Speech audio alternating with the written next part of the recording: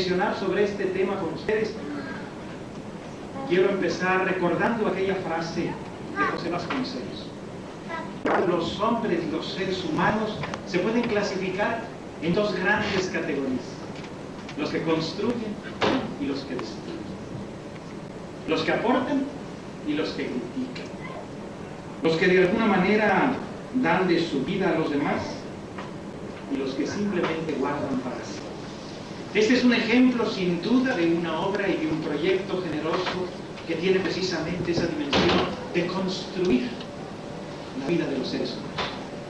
Y yo espero que esta reflexión que voy a hacer con ustedes nos ayude a entender la trascendencia y significado de esta tarea y, por supuesto, a multiplicar el esfuerzo y a lograr una tarea más comprometida en torno a este proyecto. Decir de pronto el amor y la generosidad es sin duda entenderlo dentro de un contexto, y ese contexto es la necesidad de todo ser humano de tener y de desarrollar lo que yo llamaría una filosofía de la vida.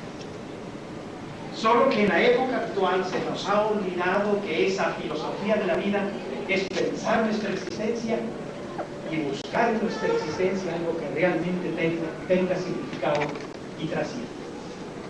Y un proyecto de vida sin amor y sin generosidad no puede trascender. Y yo les diría esa necesidad de reflexionar nuestra vida, qué importante. Les diría, bueno, en la época actual, ¿qué predomina en la sociedad contemporánea?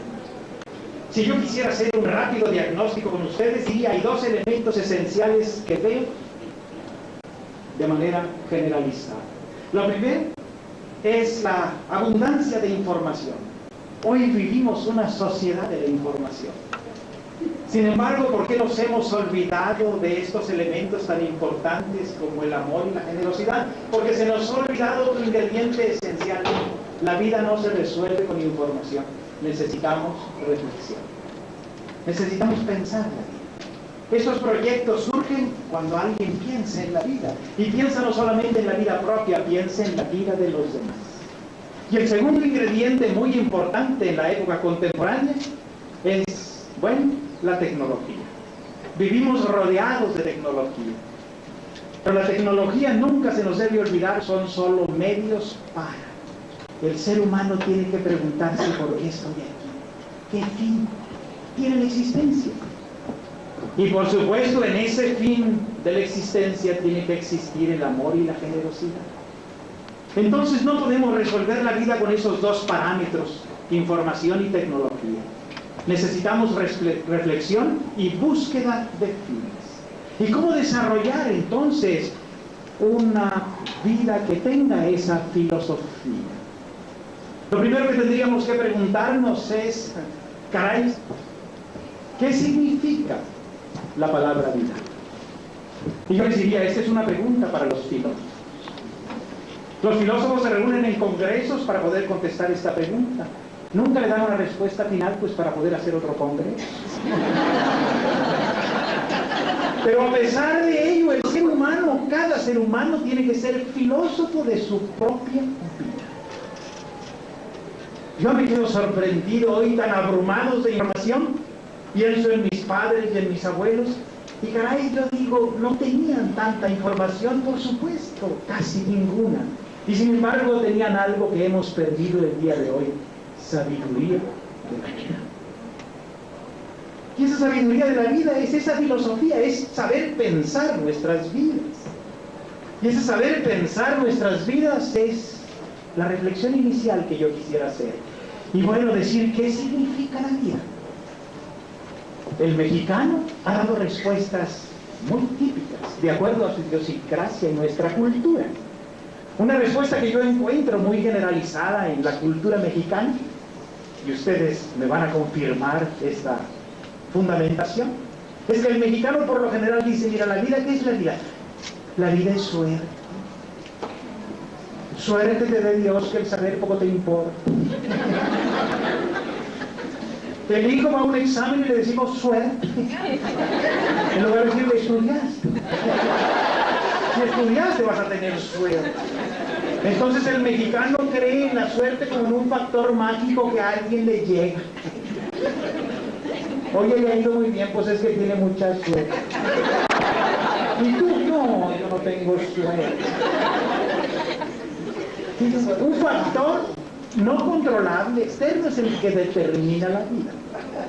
Y yo les diría, hay que pensar como lo decía Pablo Picasso. La suerte existe, pero te tiene que encontrar trabajando. Eso ya no nos gusta. Como decía Rubinstein, caray, maestro, usted toca de maravilla. Usted frente a una sala de conciertos improvisa esas extraordinarias melodías. ¿Cómo es capaz de hacerlo? Y Rubinstein decía con modestia, es que estudio 16 horas diarias. Evidentemente. Entonces yo les diría, lo primero que hay que conceptualizar y decir si queremos verdaderamente entender lo que significa la palabra vida, la vida no es suerte, la suerte la construimos, la vamos a hacer. Segunda condición, que a veces también el mexicano tiene como una acepción determinada, es la vida es destino. Nuestros proverbios y refranes hablan de ello. Matrimonio y mortaja del cielo va. El que nace para tamal del cielo le caen las hojas. El que nace para maceta no sale del corredor. Vida predeterminada. En alguna ocasión me dijo un amigo cuando yo le pregunté y le digo, ¿y por qué no cambias? Y entonces me dijo con toda convicción, es que soy Taurus. Un signo del zodíaco. Nací en ese mes, no. Los Taurus somos así. Entonces ya se autoconvenció de que esa es la manera de enfrentar la vida. Y yo les diría que verdaderamente hay que pensar, y eso hay que decirlo en nuestro medio latinoamericano, que no podemos pensar que la vida es suerte o que la vida es destino, sino que la vida verdaderamente es un proyecto. Un proyecto que tenemos que construir. La vida nos es dada, decía Ortega y Gasset, pero no nos es dada hecha. Tenemos que hacerla con nuestras propias decisiones. ¡Qué gran diferencia entre las especies animales y el ser humano! El animal tiene su vida predeterminada. En otras palabras, la jirafa nace jirafa y no se puede salir de ese programa. El pollito rompe el cascarón y empieza a comer. Y uno dice, ¿quién le enseñó si la gallina andaba por allá? ¿Para qué hora le dieron esa clase? Es el maravilloso capital genético que dice que hay que comer. Y si a los minutos de haber nacido ve la sombra del gavilán, corre y se esconde. Algo le dice que es riesgo. Y se esconde, porque si no se esconde, ni averigua. Y en cambio el ser humano, el ser más dotado de la creación, nace el más dependiente. El más dependiente. En otras palabras, ese ser humano necesita del cuidado, del cariño, del afecto de los demás.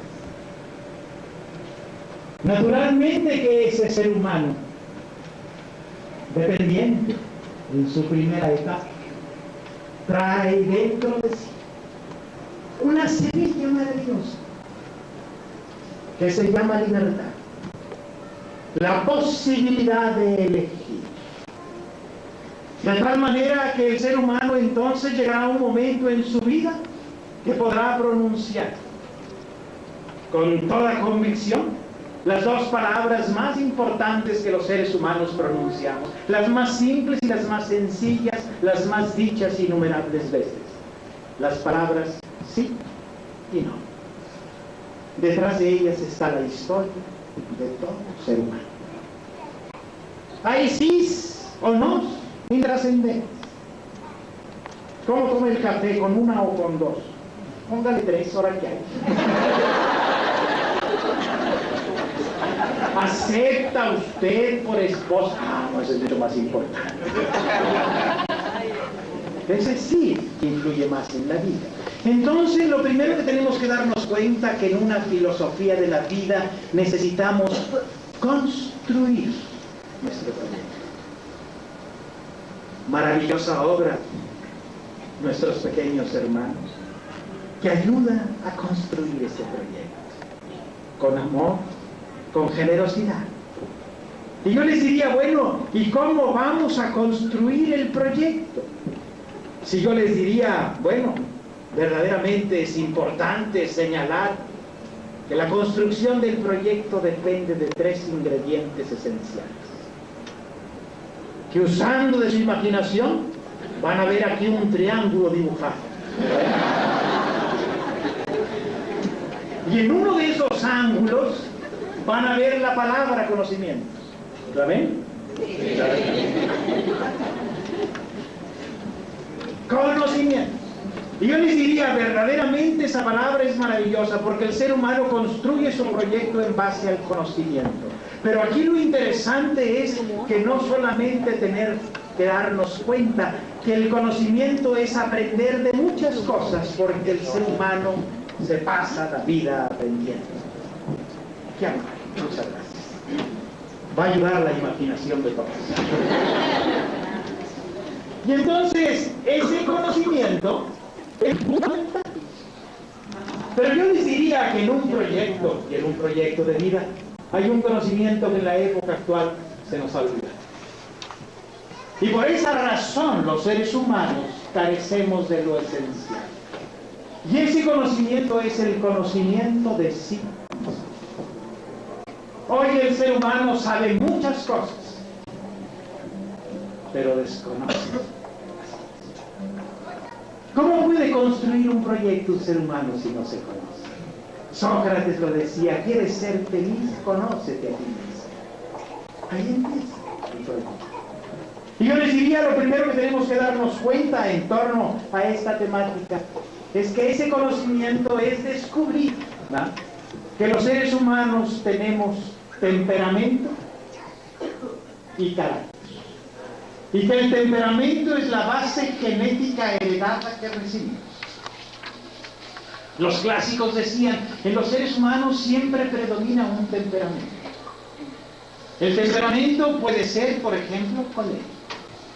El temperamento colérico es aquel que tiene la sensibilidad a flor de piel. Es aquel que se molesta hasta de una mirada. ¿Qué me ves? No, nada, pues ve para otro lado. Pero ese colérico tiene una característica extraordinariamente valiosa en la vida. Se propone algo y lo consigue.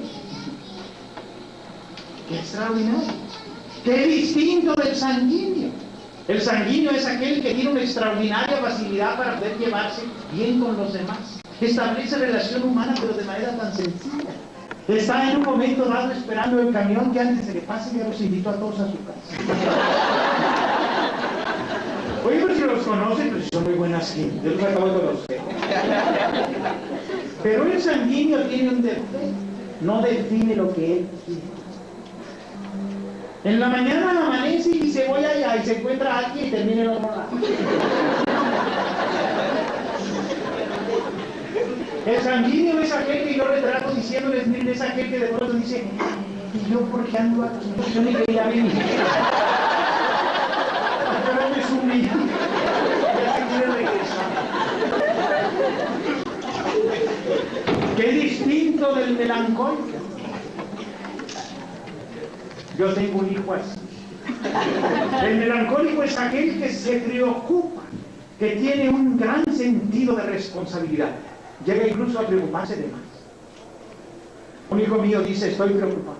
¿Por qué? Por la tarea. ¿Cuál tarea? La que me van a encargar. Pues primero que te encargue. Está pensando en la que le van a encargar. Se van a encargar de eso. ¿Qué le van a encargar de eso? Entonces su responsabilidad es muy valiosa, pero su condición crítica es que se vuelve muy fácilmente pesimista. Ve siempre lo negativo, no lo positivo. ¿Y tú para qué eres bueno? Pues para nada. Eso es melancólico. Y sabe hacer cosas y tiene talentos, pero no los reconoce.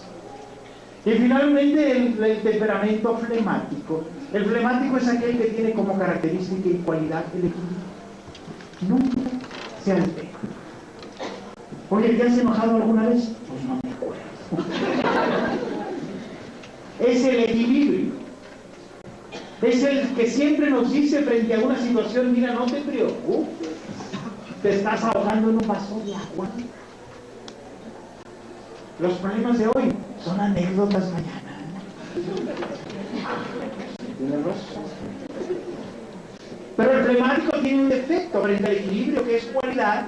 Tiene el defecto de que demora las cosas. En otras palabras, piensa las cosas pero no las hace.